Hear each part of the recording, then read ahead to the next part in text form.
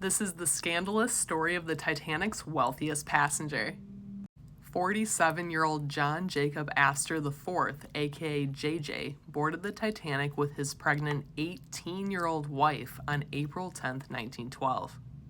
JJ Astor was a member of the wealthy and prominent Astor family who had originally made their money trading furs.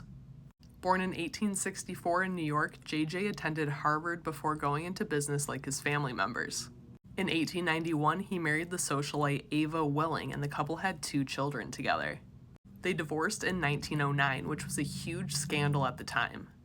It became even more scandalous when JJ announced his plans to remarry. In 1911, the 47-year-old JJ married 18-year-old socialite Madeline Force. JJ's adult children, Vincent and Ava, hated Madeline, and there was a lot of controversy surrounding their 29-year age gap.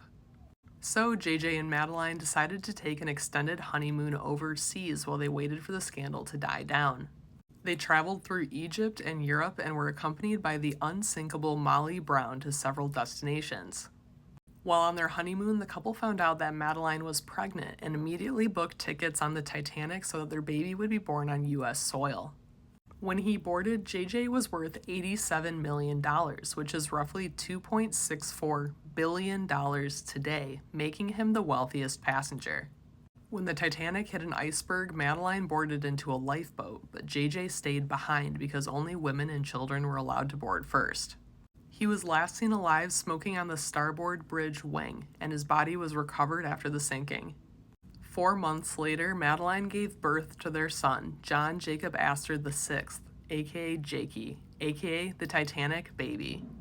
Before he passed, JJ had written his unborn son into his will so that Jakey would inherit $3 million when he turned 21. However, the majority of JJ's estate went to his oldest son, Vincent.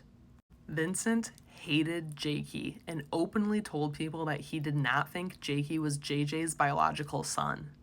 And when Vincent passed without an heir, he left Jakey nothing.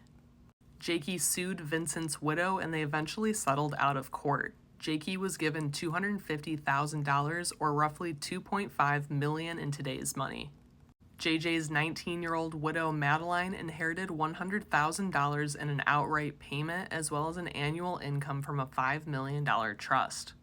She was also given use of his house on 5th Avenue, his Newport mansion, a luxury limousine, and 5 prize horses. However, her annual income and use of his houses ended when she remarried in 1916. What do you think about this scandalous story? Let me know in the comments below.